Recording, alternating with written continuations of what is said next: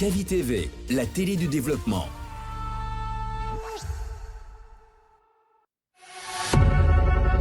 Vous pouvez désormais suivre l'ensemble de nos programmes via notre application Kavi Media, disponible sur Play Store et App Store.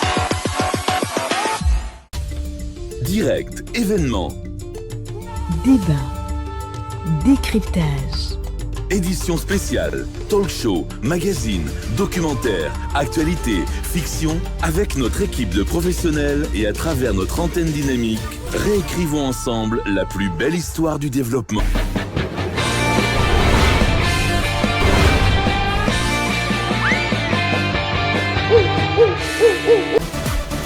Allez, bonjour à tous, heureux de vous retrouver sur le média de développement. Merci quand même, restez connectés sur nos ondes. On est ensemble jusqu'à 10h, temps universel. Compte tenu, on a changé notre grille de programme, donc à votre information, de lundi au vendredi. Vous allez suivre en même temps, écouter cette émission World Sport, lundi, vendredi, dès qu'il est 9h, temps universel, avec mes chroniqueurs sportifs. On aura 30 minutes pour débattre de thématiques, ensuite 30 minutes pour les valeureux auditeurs. Donc, on va débattre dans ce studio jusqu'à 9h30. À partir de 9h30, les auditeurs auront le temps d'appeler dans cette émission World Sport. Bienvenue à tous. On va commencer de fêter nos sommaires aujourd'hui. On va commencer pour parler les footballeurs guinéens et les clubs et les grands clubs. Une histoire complexe. La question qu'on se pose, pourquoi les joueurs guinéens n'évoluent pas dans des grands clubs? Ensemble, on va en débattre. Ensuite, vous les auditeurs, vous aurez l'opportunité de réagir dans cette émission. Et notre deuxième sujet, quel sélectionneur pour le Sili A? Il y a deux tendances. Faut-il un entraîneur guinéen ou un entraîneur étranger pour le Sili national de Guinée? Donnez le nom de cet entraîneur. Alors, mesdames et messieurs, installez-vous confortablement. World Sport, c'est parti sur Kavi Media.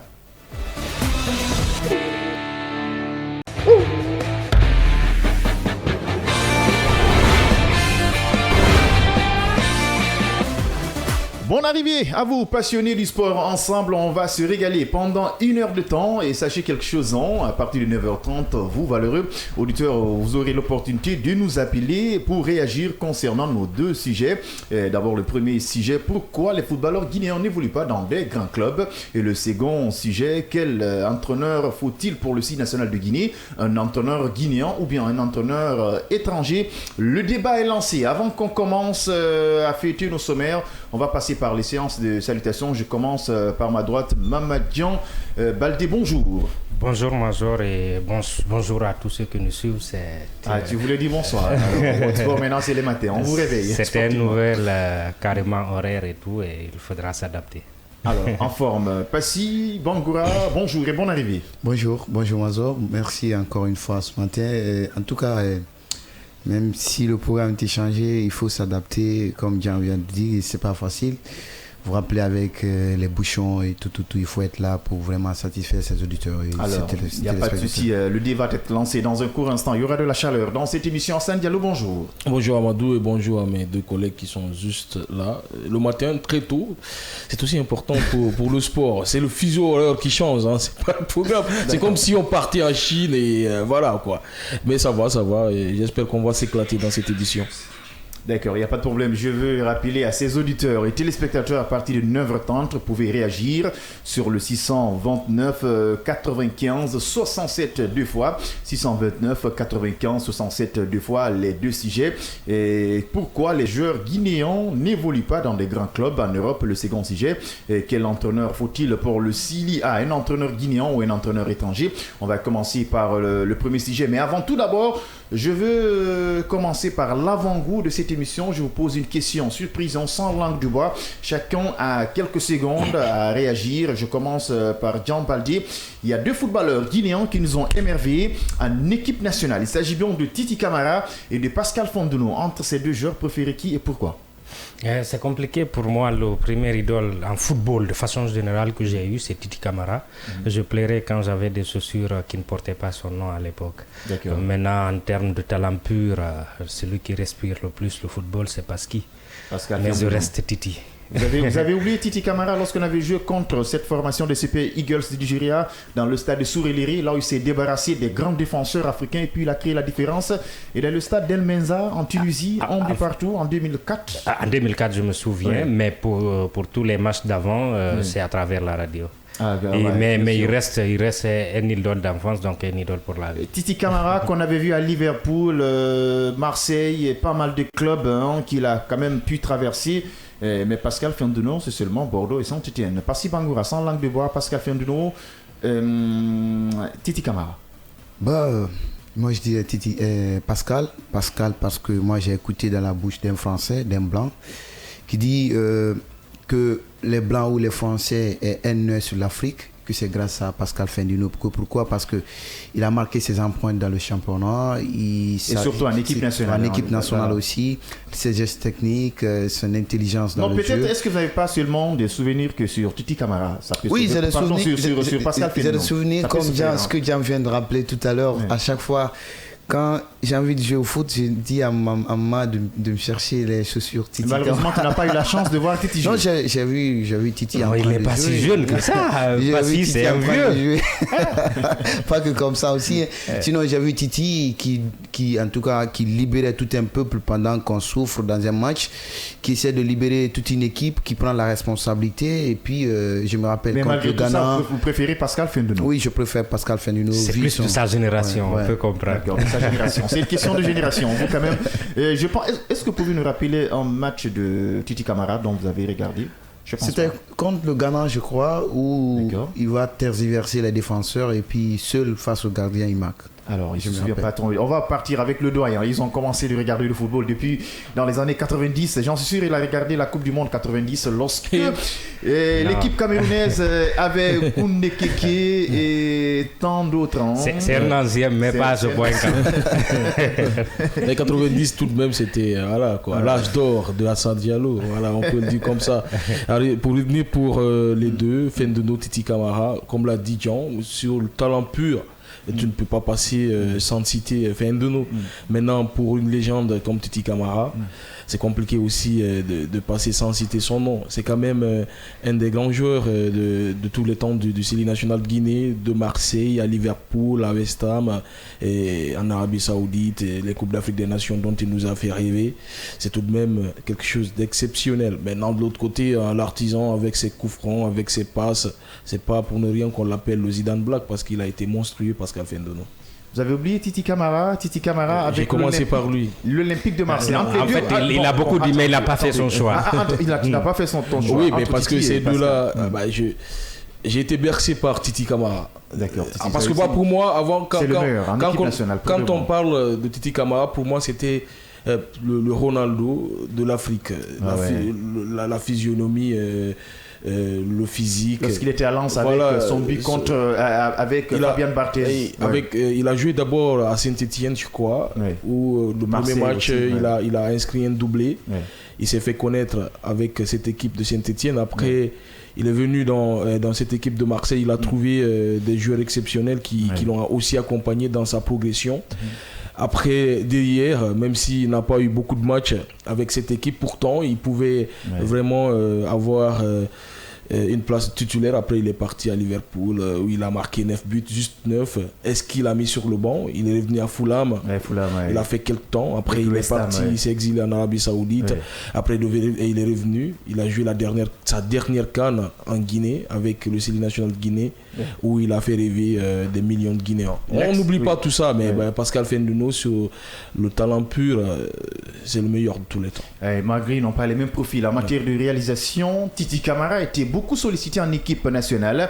Monsieur Dramé de Cavillon vient de réagir et dit le journaliste français Thierry Gilardi comparait la performance de Titi Camara à Ronaldo. Titi Camara, c'était une machine. Même en France, il y avait une publicité de Ferrari qu'on plaçait Titi Camara tellement ça rapidité, l'accélération, ils avaient ce même profil, franchement, de Titi Camara. Et je me rappelle, dans le stade d'El Menza en 2004, la Guinée était battue sur le score de 1-0 face à cette formation tunisienne qui était en super forme, et l'égalisation de Titi Camara devant le président tunisien. Et dans le stade de Surulere, les Super Eagles du Nigeria, cette formation était quand même imbattable dans ce stade. Titi Camara a failli battre le Nigeria devant des grands défenseurs, des Taï Boès et tant d'autres. Il n'a jamais soulevé un trophée. C'est ça aussi le problème. Comme tous les autres. Comme tous les autres. Ah non, peut-être pour Pascal Fendouno, champion de France. Je parle de la Guinée, c'est ça. C'est ça. Que ça soit en club ou comment on dit, en équipe nationale, il n'a jamais soulevé un trophée. C'est la tache noire de la carrière de Titi Camara. Sinon après derrière, et il a tout à fait raison Dramé quand il dit que Thierry Zilardi le comparait à Ronaldo. C'est ce que j'ai dit. Il avait le physique de Ronaldo, la technique on peut plus pas comme la prestance, tout ce qui s'ensuit, il se ressemblait. Oui, il se ressemblait, mais après il manquait un petit trophée pour Titi Camara pour couronner tout ça. Il n'y a pas de problème.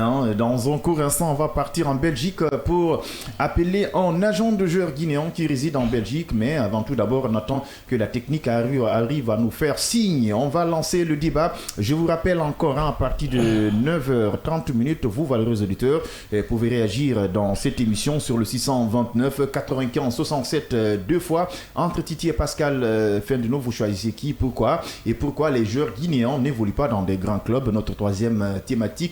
Quel est l'entraîneur que faut-il pour cette formation guinéenne, un entraîneur guinéen ou un entraîneur étranger? Alors, je commence par Jean Baldier. La question reste fondamentale. Selon vous, pourquoi les joueurs guinéens n'évoluent pas dans de grands clubs en Europe? Je crois que c'est une question disons, la réponse à cette question peut nous amener à nous remettre en question pour comprendre pourquoi nous en sommes là. On a parlé tout de suite de Titi, de Pasqui et tout. C'est des joueurs qui méritaient de faire mieux en Europe et de faire mieux dans leur carrière parce que leurs talents sont indiscutables.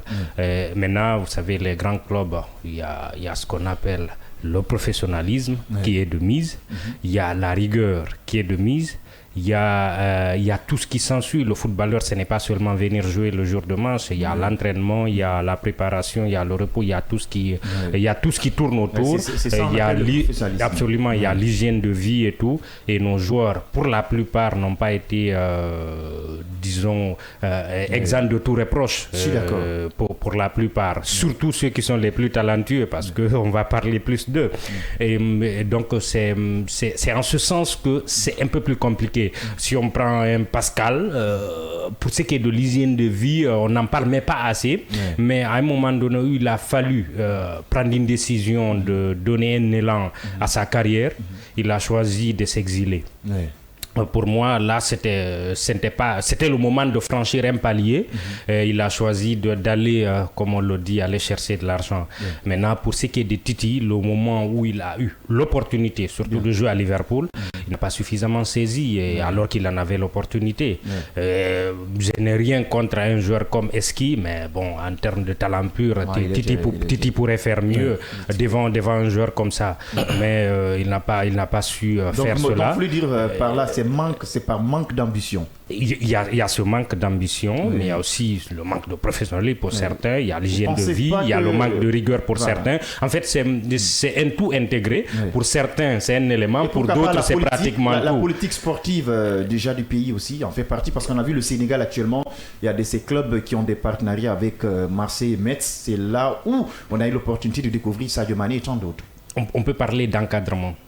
D'encadrement, il y a le partenariat, mais il y a aussi l'encadrement, c'est-à-dire nos joueurs pour la plupart ne sont pas conditionnés pour aller au plus haut niveau. Conditionné, c'est que quand un joueur commence à progresser en Guinée, on le compare directement à qui? Soit à Pascal, soit à Nabi, en ce moment un milieu de terrain. Mais ces joueurs-là n'ont pas fait quelque chose d'exceptionnel dans leur carrière quand on compare à d'autres joueurs. Mais à l'échelle de la Guinée, ce sont des meilleurs. Alors, je pense bien, Passy Bangoura, la situation elle est palpable et visible.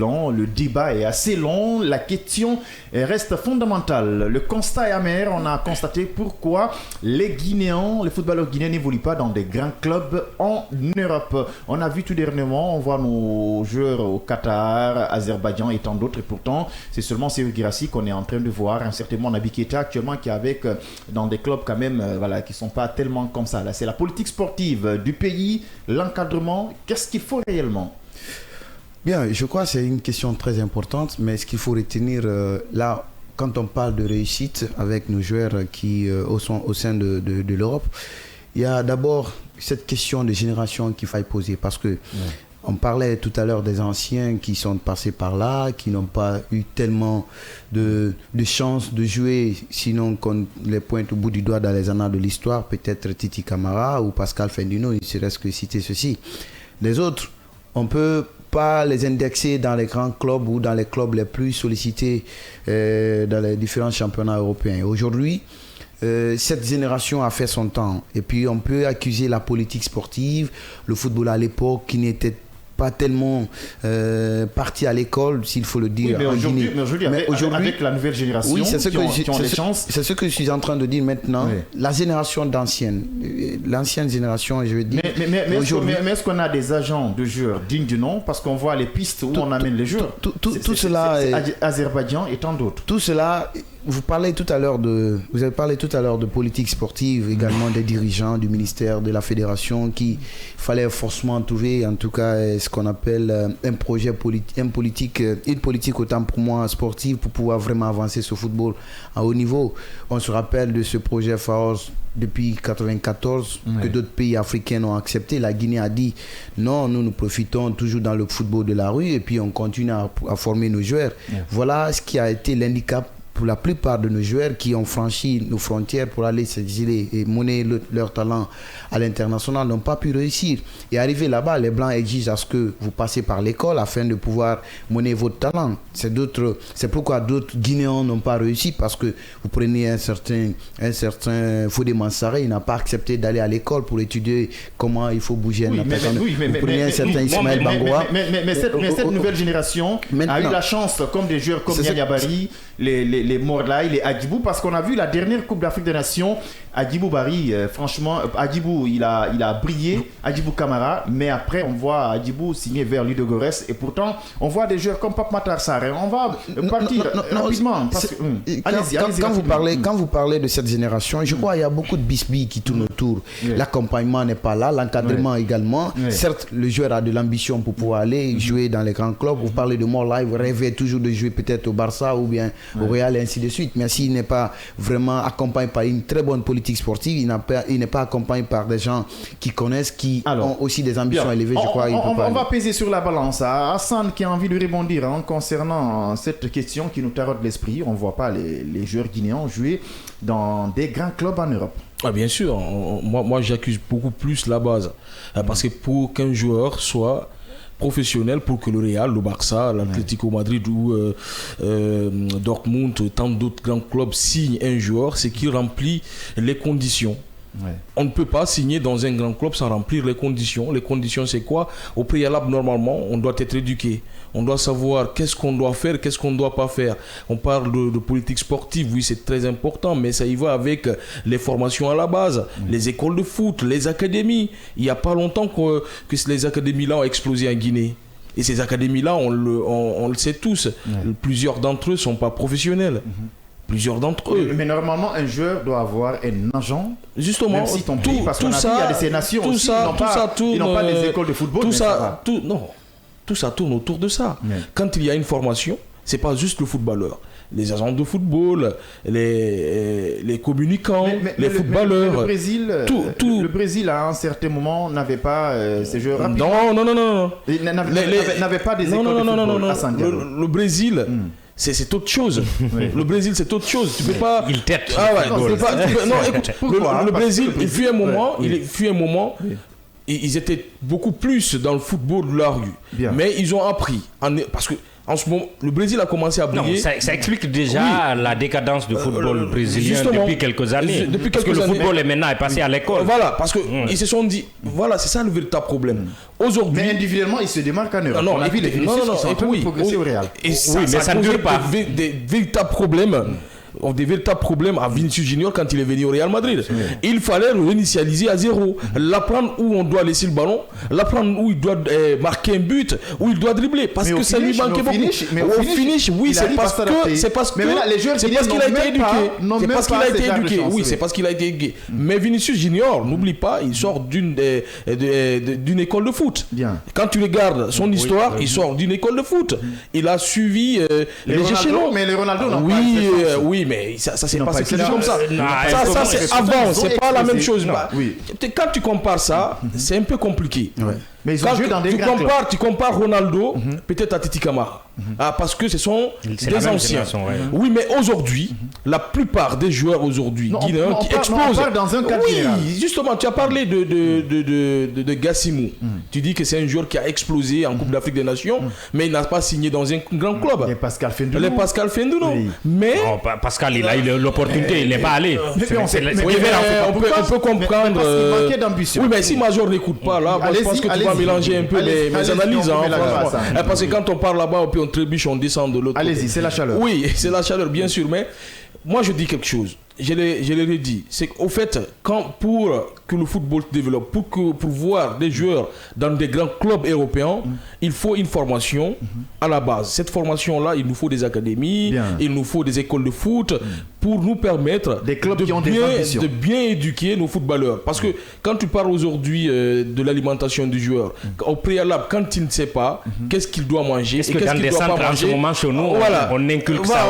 Voilà, justement, tout ça, il faut des académies ou des écoles de foot professionnelles. Moi, je le dis comme ça. Alors, il faut des académies de foot professionnelles. Avant qu'on arrive à lancer notre deuxième sujet, quel est l'entraîneur qu'il faut pour le CI national de Guinée, un entraîneur guinéen ou un étranger? Je prends un exemple, Madu Diallo, Lapé, Kabadiaora ou Michel Doucier ou tant d'autres, parce que la situation, elle est complexe. On va partir en Belgique avec notre agent de joueur, un agent de joueur guinéen qui réside en Belgique. Lui aussi, il est mieux placé pour donner son avis, parce que tout dernièrement, on est en train de constater que les joueurs guinéens se dirigent dans des pays où ils n'auront pas l'avenir d'évoluer dans des grands clubs comme Azerbaïdjan et tant d'autres en Émirats, dans des championnats en tout cas où un joueur ne peut pas se taper la poitrine pour jouer la Ligue des Champions. Makabari, bonjour.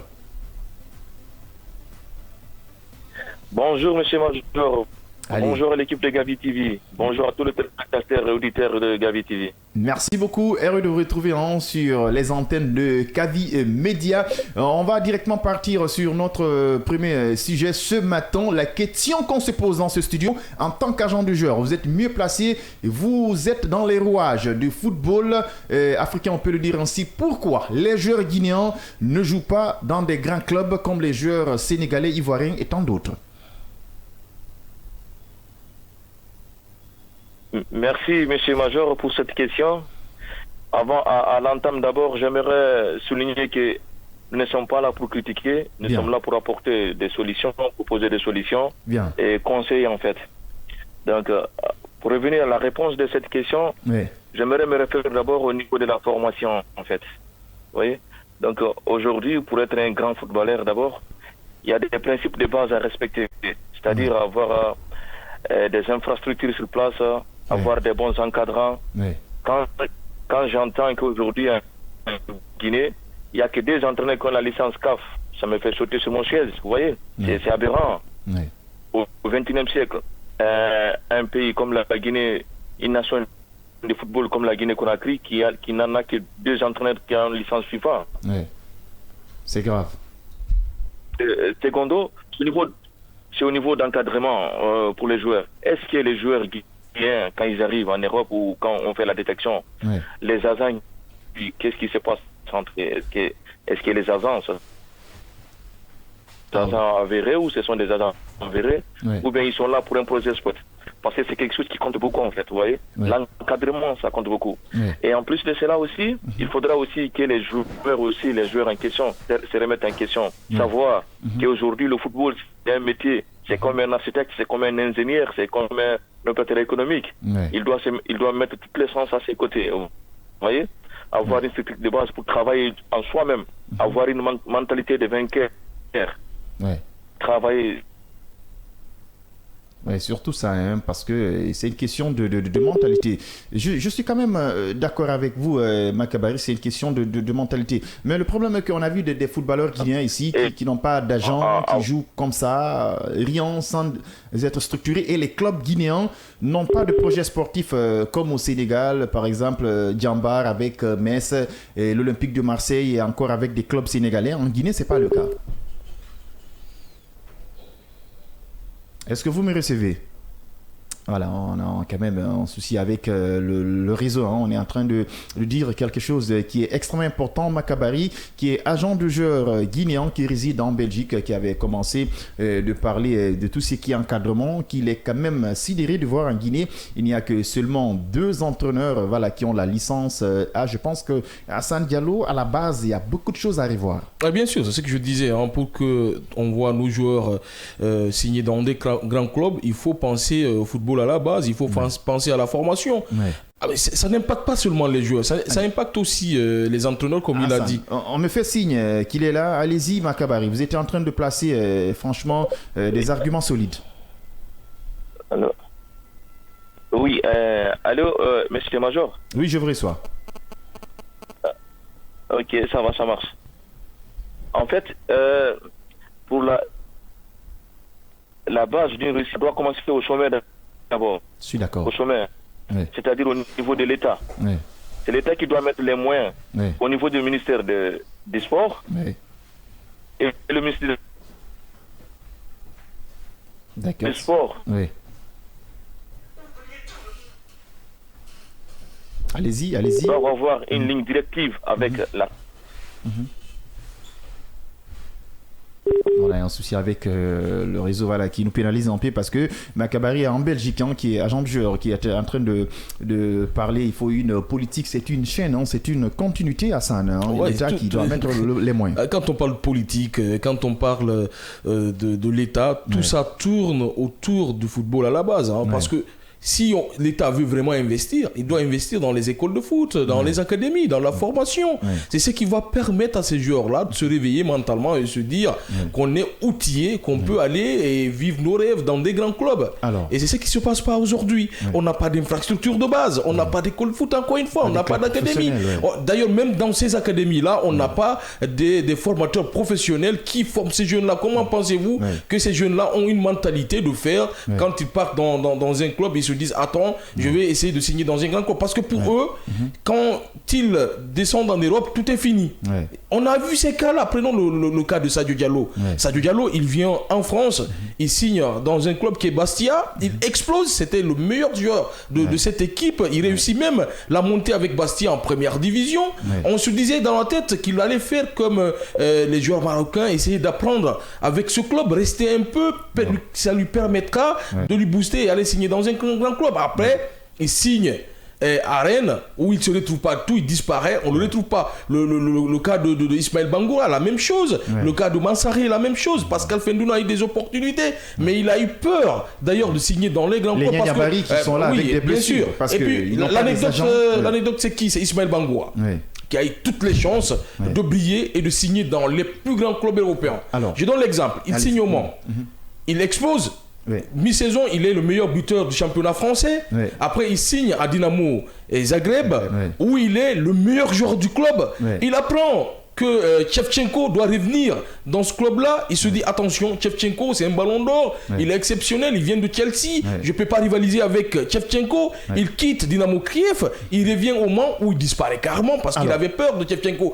Tout ça, c'est une mentalité qui n'a pas été préparée pour que le joueur se dise dans la tête, la concurrence, elle existe dans le football et je peux essayer d'aller au-delà de Shevchenko. Voilà, tout ça, il faut une formation préalable.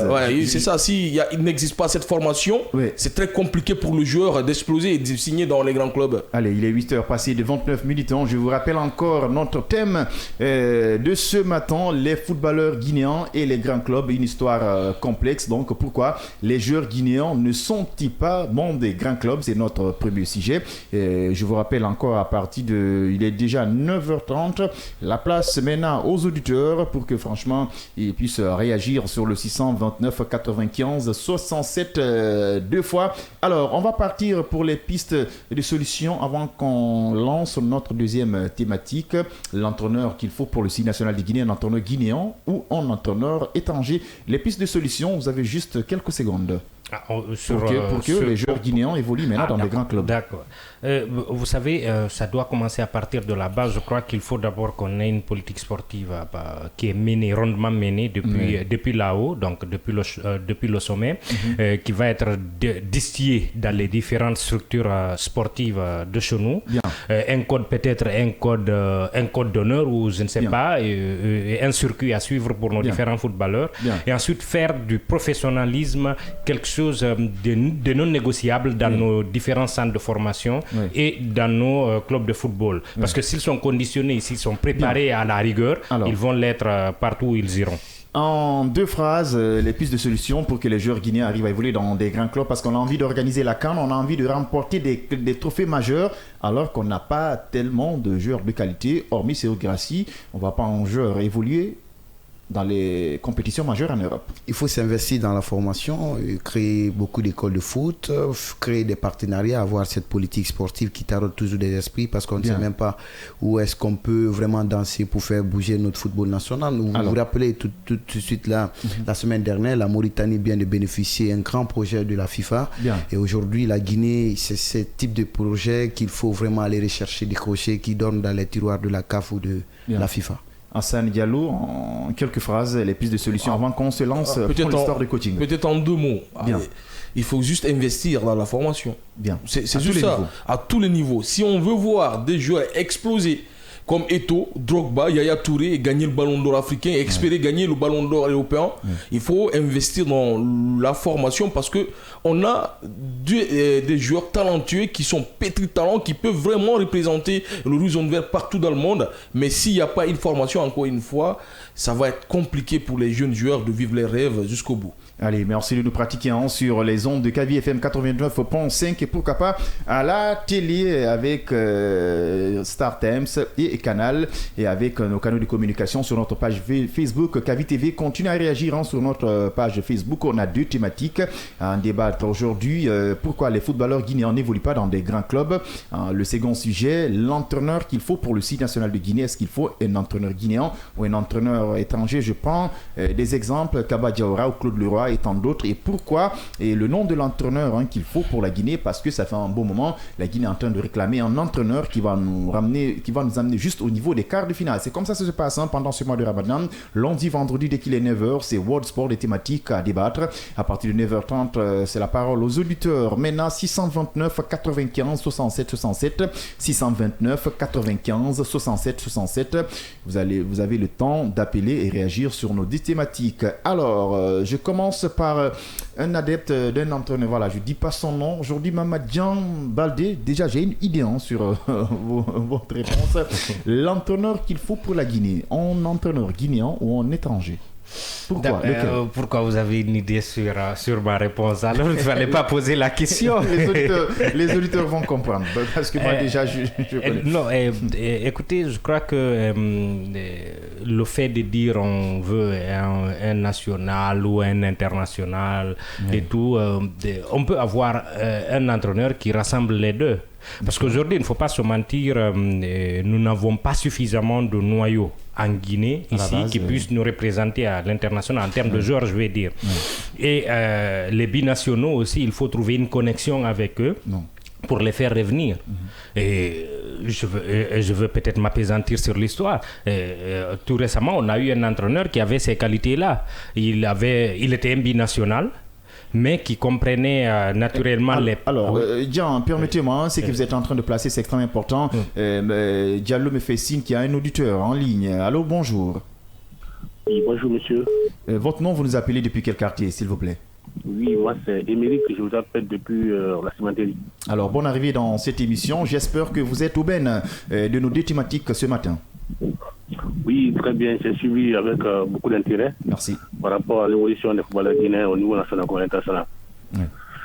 Bon, moi je peux tout simplement vous dire que la question là, elle doit être réglée au niveau national. C'est-à-dire que la politique étatique doit faire partie de ce qu'on appelle ici les évolutions des clubs guinéens.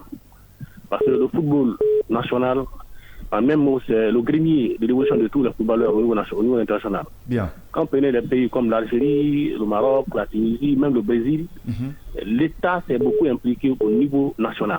Bien. C'est-à-dire qu'il a donné la force à des clubs nationaux, à organiser ce qu'on appelle ici le football depuis l'école, c'est-à-dire que depuis même les tournois scolaires universitaires. Je suis d'accord. Permettant à ces jeunes d'intégrer les clubs locaux pour les permettre d'avoir ce qu'on appelle une vision au niveau d'abord africaine. Ouais. Vous vous rappelez quand même, hein, bon, moi je suis d'accord, quand on parlait de l'école, c'est vrai, mais le football à l'état pur, c'est d'abord le football local. Quand vous prenez le cas par exemple de la Zambie, ils n'ont pas des voitures comme pensait, mais dans la Coupe d'Afrique. Ils ont la Coupe d'Afrique. Ils n'ont pas eu des grands joueurs comme pensait, à part Kachabalia. Il a joué où, dans quel grand club. Donc la question de lier à un grand club n'est pas forcément la solution. Il faut développer le football local. À la base. Il faut que l'État s'implique, il faut que les mécènes investissent dans le football local. D'accord. Bien. Aujourd'hui en Europe, tous les grands clubs sont gérés par les riches. Ce n'est pas l'État qui gère les grands clubs européens. Bien. Maintenant,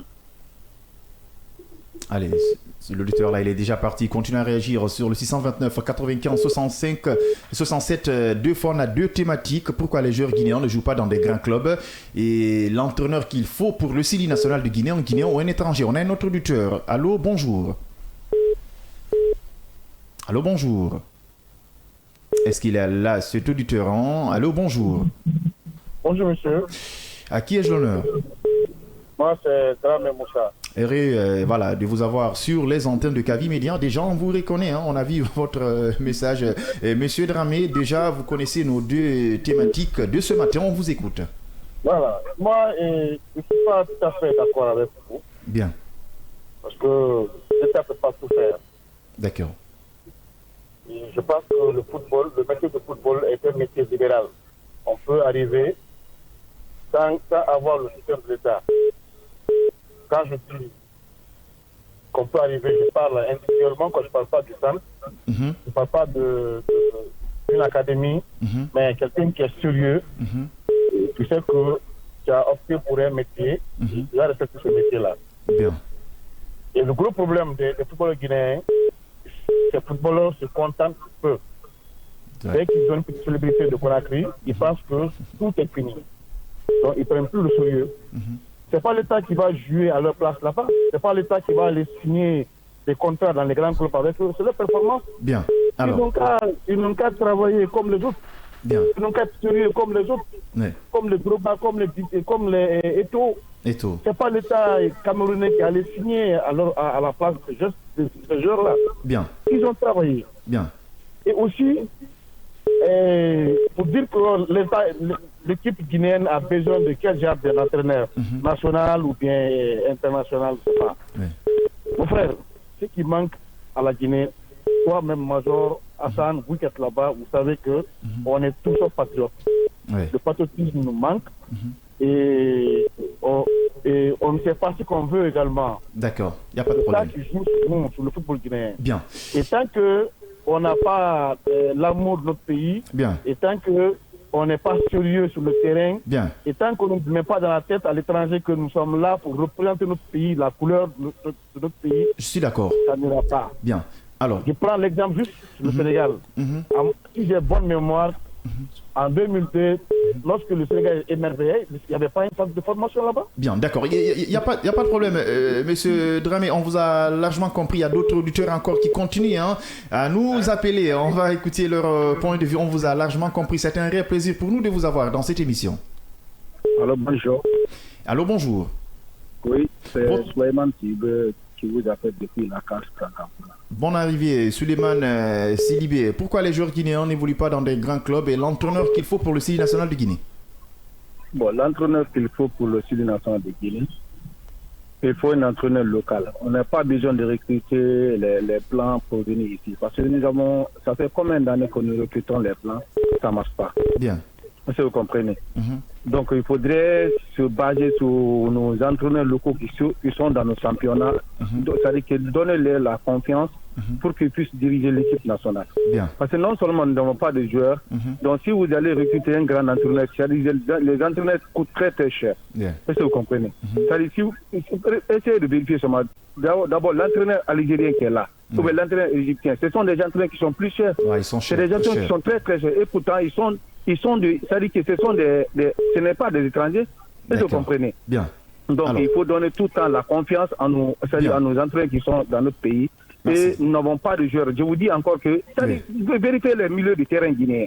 Si vous entendez le football aujourd'hui, c'est le milieu et le latéral. Est-ce que vous comprenez?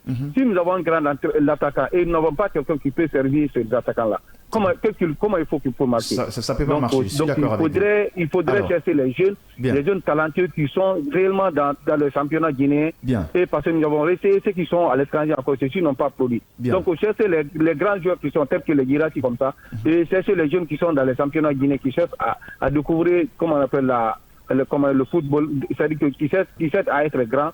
Bien. Donc, chercher les jeunes là pour les récupérer, pour les mettre dans l'équipe nationale. Merci beaucoup.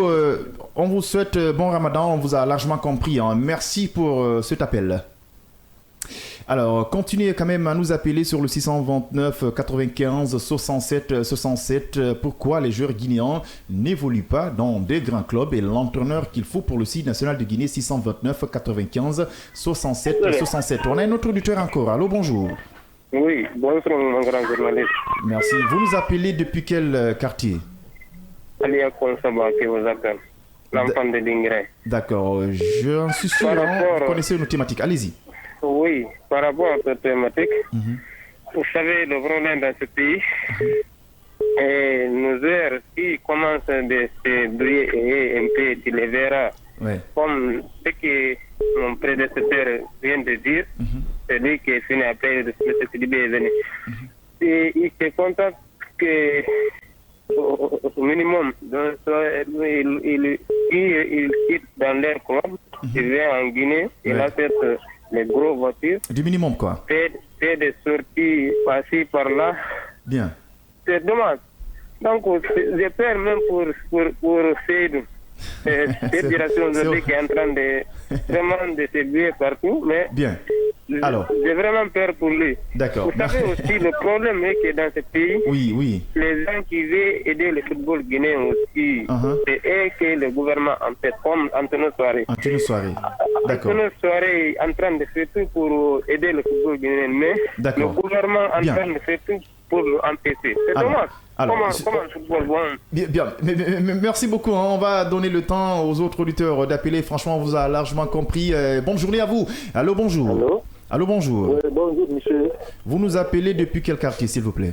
Je m'appelle Alaï Bangoura depuis Koya. Alaï Bangoura, bon arrivée. Depuis Koya, on vous écoute. Oui. Alors, pourquoi les joueurs guinéens ne jouent pas dans des grands clubs et l'entraîneur qu'il faut pour le site national de Guinée? C'est notre thématique de ce matin. La seule chose qui fait que les joueurs guinéens n'évoluent pas dans les grands clubs, exactement, c'est là dû que le championnat guinéen n'est pas bien organisé. Bien. Donc, selon vous, si le championnat est très bien organisé, on va avoir des joueurs qui jouent dans des grands clubs en Europe, c'est ça? Et les deux, du fait que la structure... Allez-y rapidement, il ne faut pas parler, vous écoutez. Oui. Le fait que l'État n'intervient pas dans les différents clubs et l'État sabote la Fédération guinéenne de football. Parce que l'État impose les éléments qu'il faut. Il faut que l'État laisse le footballeur aux anciens footballeurs. Voilà, ils vont venir gérer les anciens du football guinéen. Voilà, c'est ce qui est juste sur le football guinéen. Parce qu'on ne laisse pas ceux qui ont pratiqué le sport, ceux qui ont étudié le sport, gérer le sport, ceux qui ont mouillé le maillot pour la nation. Mais on impose politiquement. D'accord, merci beaucoup. On vous a largement compris. Sur le football guinéen. D'accord, il n'y a pas de problème. On vous a largement compris. On va partir avec notre auditeur. 629 95 67, deux fois le sélectionneur qu'il faut pour le signe national de Guinée. Pourquoi les joueurs guinéens n'évoluent pas dans des grands clubs? 629 95 67, deux fois. On a un autre auditeur. Mamadou Diallo, bonjour. Allô, bonjour. Bonjour, monsieur. Allô? Bonjour. Allô? Bonjour, vous nous appelez depuis quel quartier? Camara Sedouba depuis Kamsar. Camara Sedouba depuis Kakandé, Kamsar. Pourquoi les joueurs guinéens n'évoluent pas dans des grands clubs? Allez-y, on vous écoute. Voilà. Moi, mon problème, c'est au niveau de l'entraîneur. Allez-y. Au niveau de l'entraîneur. Bien. C'est l'un des meilleurs entraîneurs guinéens, c'est Kaba Diawara. On attendait ça. Nous, on n'a pas besoin de l'entraîneur pareil. D'accord. Le problème du Guinée, c'est ça. On a besoin de Kaba Diawara, c'est ça.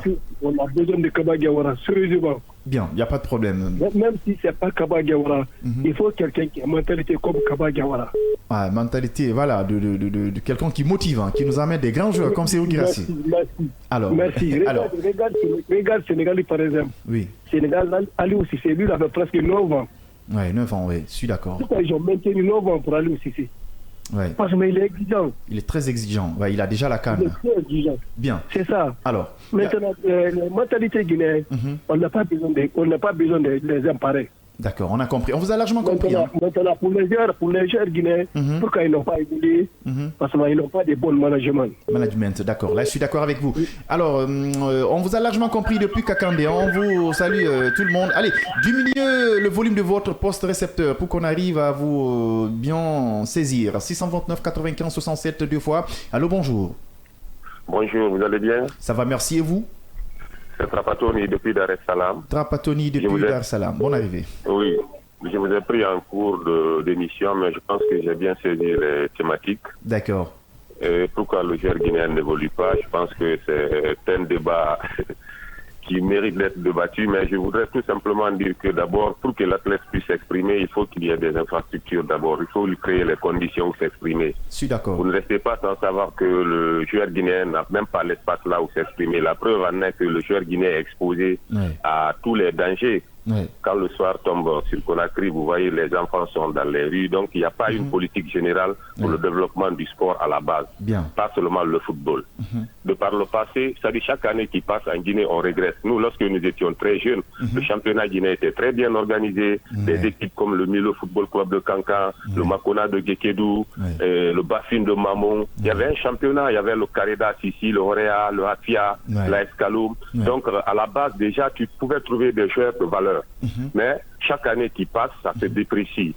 Et donc le joueur guinéen, déjà mentalement, il n'est pas très bien formé. Bien, je suis d'accord. Mentalement, il n'est pas bien formé pour lui faire comprendre qu'il est capable, le talent qu'il a, il est capable d'aller très très loin. Donc de telle sorte qu'à partir du moment où il explose, il n'a pas tellement d'ambition. Et vous savez, le footballeur, c'est comme une institution. Il faut tout un tout autour de lui. Il doit avoir un conseiller juridique, un conseiller économique, un conseiller sportif. Exactement. Je vous donne un exemple très frappant. Allez-y. Le joueur guinéen, c'est l'un des plus talentueux.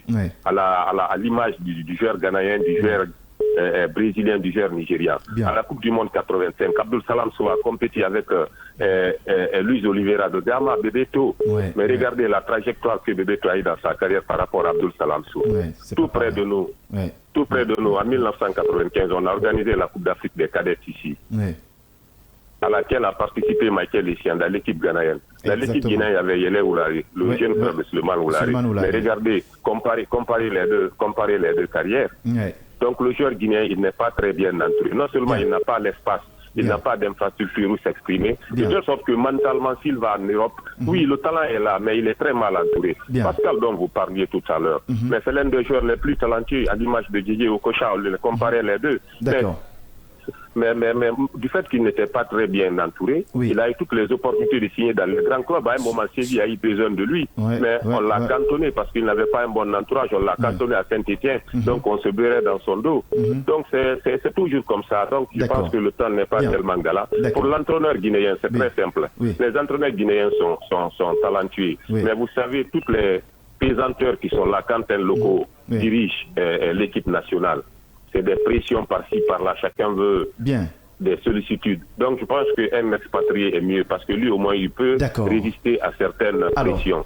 Je pense qu'un entraîneur comme Michel Duché qui a déjà très bien connu la Guinée, qui a pratiqué la Guinée, il faut essayer de lui donner les pleins pouvoirs pour qu'il puisse nous aider. Donc, Machiavelli, on va causer à la maison.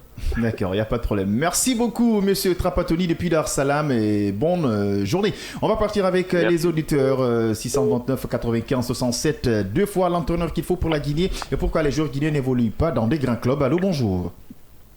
Bonjour, Mario. Votre nom, vous nous appelez depuis quel quartier? C'est Bako Basuma qui nous appelle de Tombolia. Ah, Tombolia Fauté. Alors, bonne arrivée à vous. On vous écoute. En plus, je suis journaliste chroniqueur dans l'émission Sabari Sport. Ah, d'accord, super. Merci, merci à toi. Ah, c'est un confrère alors. C'est un confrère alors. Ouais. En fait, Major, la thématique parlant quand même pourquoi les joueurs guinéens, c'est-à-dire n'évoluent pas à l'international, c'est-à-dire dans leur club respectif. La thématique pourrait faire aujourd'hui quand même votre émission. Oui, je suis d'accord. Il y a toute une panoplie de soucis qui tournent autour comme des joueurs guinéens. Je suis d'accord avec vous. Le paramètre à développer aujourd'hui, on va s'accentrer sur le management. Bien.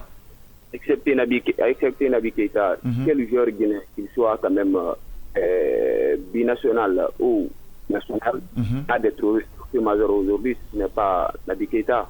On n'a personne. Il faut mettre l'accent quand même sur le management. Et en plus de ça, je ne veux pas envie vraiment de développer tout ça. Oui, c'est ce qu'on appelle aussi le manque de formation, parce que les joueurs guinéens n'acceptent pas du tout d'aller au bout de ces études. Bien. Alors. Donc il faut que les joueurs guinéens vraiment acceptent quand même d'étudier. Parce que après la carrière de footballeur, il faut vraiment s'attendre à autre chose. D'accord, il n'y a pas de problème. Tant d'autres comme des joueurs aujourd'hui, des anciens joueurs des différents pays respectifs. Bien, il n'y a pas de problème. Qui aujourd'hui assument quand même leurs responsabilités par rapport à la formation. Donc moi je pense bien que la Guinée a un souci majeur par rapport quand même à ces différents paramètres dont je viens de développer. D'accord, il n'y a pas de problème. Là quand même vous avez parfaitement raison, c'est un long sujet à débattre. Franchement, on vous a largement compris. On a été très ravis du fait que vous avez appelé dans cette émission. On aura le temps d'en débattre et pourquoi pas venir dans ce studio pour mieux en parler. Allez, merci. Bonne journée. 629 95 67 2 fois lundi, vendredi 9h, 10h. Quel sélectionneur faut-il pour le Sili A? Pourquoi les footballeurs guinéens ne jouent pas dans des grands clubs? 629 95 67 2 fois. Madou Diallo, si on n'a pas un autre auditeur, on va continuer le débat dans ce studio. Passi Bangoura, c'est franchement compliqué. L'entraîneur qu'il faut pour la Guinée. Oui, c'est tellement compliqué parce que en amont, on n'a pas cette politique que nous parlons à tout moment et on préférerait pour l'instant un entraîneur expatrié. Moi, je sollicite cela parce qu'en Guinée, quand on propose un national, c'est tout le temps des questions de corruption qui tournent ou bien que c'est des affairistes qui viennent autour. Donc vous préférez un entraîneur étranger rapidement. On a juste 2 minutes. En tout cas, pour pouvoir vraiment poser des bases et puis aller de l'avant. Alors, rapidement, Hassan Diallo est un entraîneur qu'il faut. C'est un long débat. On aura le temps. On va négocier avec. Très long débat. Parce que quand on commence, c'est compliqué de s'arrêter. C'est juste de rappeler peut-être à l'auditeur que l'État ne s'initie pas dans les affaires internes de la Fédération guinéenne de football. C'est pas la fédération, c'est pas l'État qui appelle les joueurs. C'est juste pour rappeler, pour ne pas qu'il y ait anguille sous roche sur cette affaire. C'est pas, c'est l'État qui paye les entraîneurs et qui paye aussi les bulles des joueurs, mais la fédération, elle est autonome. Elle est autonome. C'est juste pour rappeler ça. Alors, juste pour rappeler les ans, il est déjà 9h passé de 53 minutes. Alors, c'est comme ça que ça se passe pendant ce mois de Ramadan, lundi, vendredi, 9h, temps universel. On a 1 heure de temps pour parler du sport.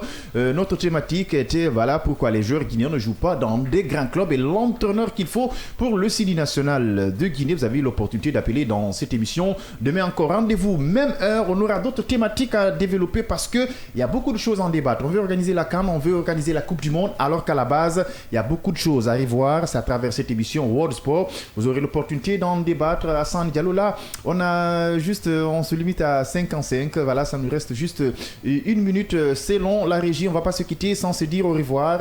Madian Baldi, merci beaucoup. Merci, c'était un plaisir. Passi Bangoura, merci. Merci à tous. Hassan Diallo. Merci Amadou, on se retrouve demain. Allez, on a quand même coupé votre appétit. Ne vous découragez pas. Demain, même heure, à partir de 9h temps universel, on aura des thématiques en débattre. Surtout, prenez soin de vous. Au revoir et merci à tous.